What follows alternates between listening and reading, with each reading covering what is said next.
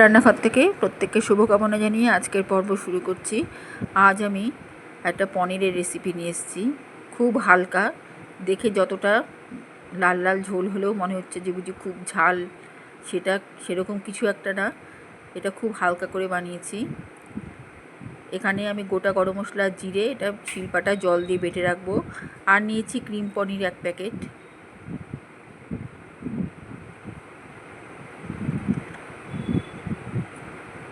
Cream পনিরটা প্রথমে আমি বড় বড় টুকরো করে কেটে রাখছি। এটা আমার দুজনের অনুপাতে রান্নাটা করা, দুজন খাবে। যারা মাছ মাংস সেরকম পছন্দ করে না তাদের জন্য এই রান্নাটা।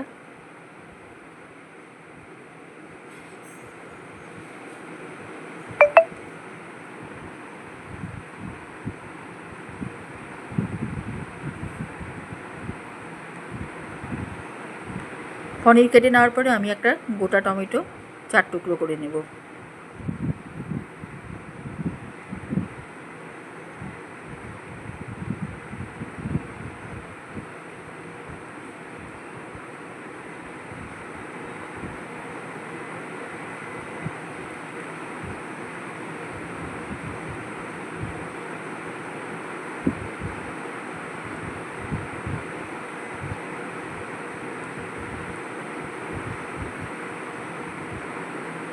এবার আমি ভাতে একটা বড় আলু সেদ্ধ দিয়েছিলাম এই পনিরের জন্যই।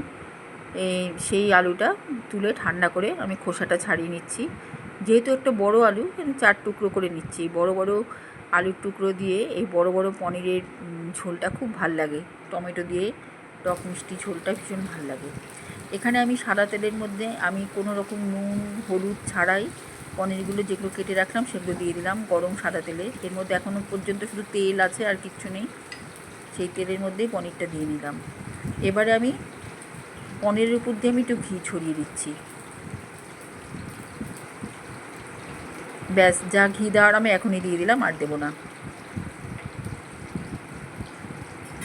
এই পনিরগুলো ক্রিম পনির, ভীষণ এতে তৈলাক্ত ভাবটা বেশি থাকে। এখানে আমি গরম মশলা ফোড়ন না দিয়ে গরম মশলা বাটা দিলাম। যেহেতু ঘি দিয়েছি, গরম মশলার সঙ্গে একটু জিরে, 8-10টা দানা জিরে দিয়ে একসাথে বেটে নিয়ে বাটা মশলাটা দিয়ে দিলাম লবণ।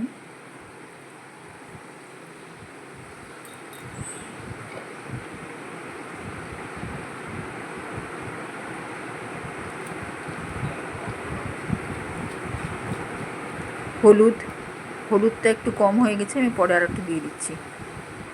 এবার দিচ্ছি লঙ্কার গুঁড়ো, এরপরে দিব জিরের গুঁড়ো,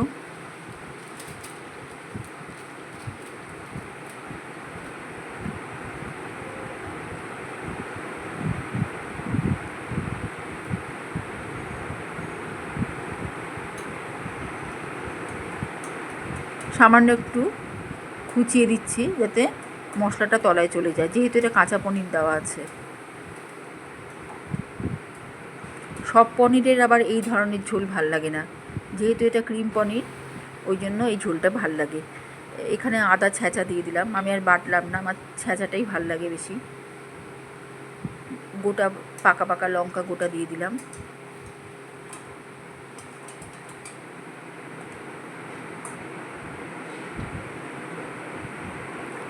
মশলাটা ভালো মতো রান্না হচ্ছে। এবার ওই বড় বড় করে কাটা টমেটো দিয়ে দিলাম।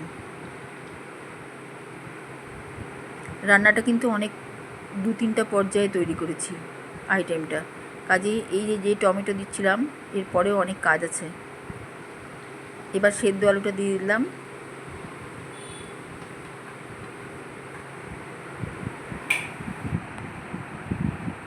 ঢাকা দিয়ে দিলাম।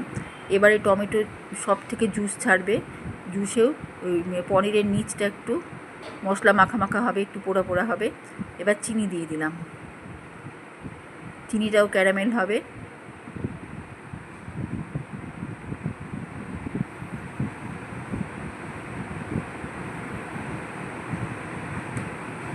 এবারে জল দিয়ে দিলাম।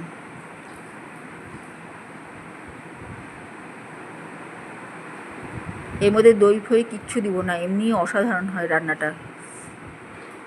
হলুদ গুঁড়ো আর একটু, যেহেতু কম দিয়েছিলাম তখন, আর একটু হলুদ গুঁড়ো দিয়ে দিলাম।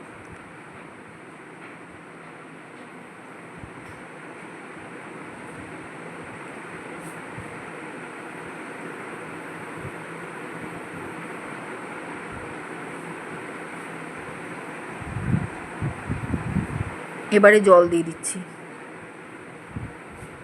এবার সব শুদ্ধ কিন্তু এটা ভালো করে একটু সেদ্ধই হবে, সেদ্ধ হওয়ার জন্য জল দিয়ে দিলাম। যদিও টমেটো খুব নরম জিনিস, আলু সেদ্ধ করা, পনির তো প্রচণ্ড নরম, তবুও একটা সম্পূর্ণ জিনিস থেকে একটা জুস ছাড়বে আর কি। আদাটার ফ্লেভারটাও মিশবে ঝোলের সাথে। এবারে আমি পনিরগুলো কিন্তু তুলে নেব ঝোল থেকে।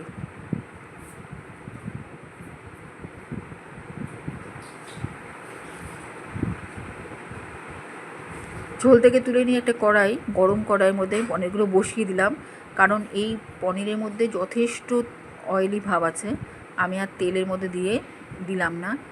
এই কড়াই দেওয়ার পরেই যে দেখছেন কড়াই থেকে, এই পনির থেকে কিন্তু তেল ছাড়ছে। এটা রোস্ট করে নিচ্ছি, তাহলে হবে কি পনিরটা কাঁচা থাকবে না, বেশ একটু ভাজা ভাজা তেল ছাড়া রোস্ট হয়ে থাকবে, এটাই বেশি খেতে ভালো লাগবে। এদিকে টমেটোটাও ঝোল থেকে সেদ্ধ টমেটোটা তুলে নিয়ে ওই একই কড়াইয়ের মধ্যে এটাও মানে রোস্ট করে নিচ্ছি, মানে জলটাকে, রসটাকে টানিয়ে নিচ্ছি আর কি, তেল ছাড়া।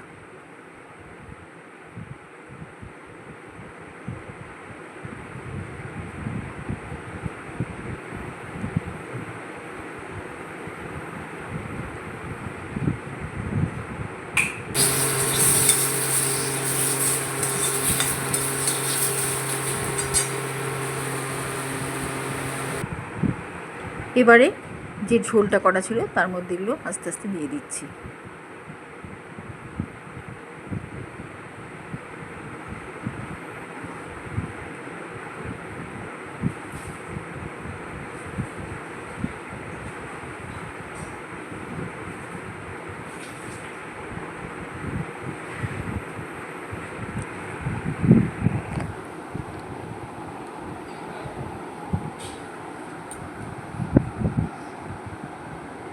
পনিরগুলো দিয়ে দিলাম,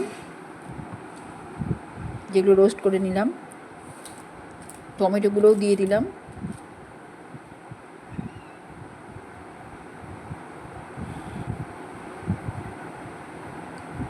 এই ঝোলটা ভীষণই ভাল লাগে খেতে, 2 চামচা ঝোল, একটা আলু, 1 পিস পনির দিয়েই দারুণ তৃপ্তি করে খাওয়া যায়।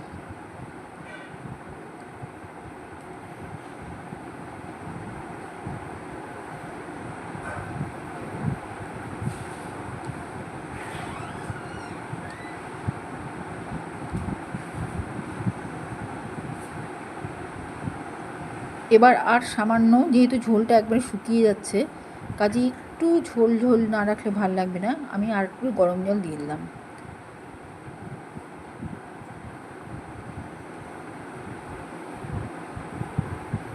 আর দিচ্ছি শাহি গরম মশলা।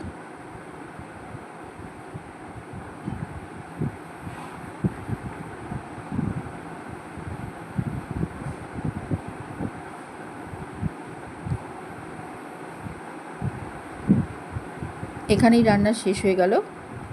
আগামীতে অন্য একটি রেসিপি নিয়ে আসছি।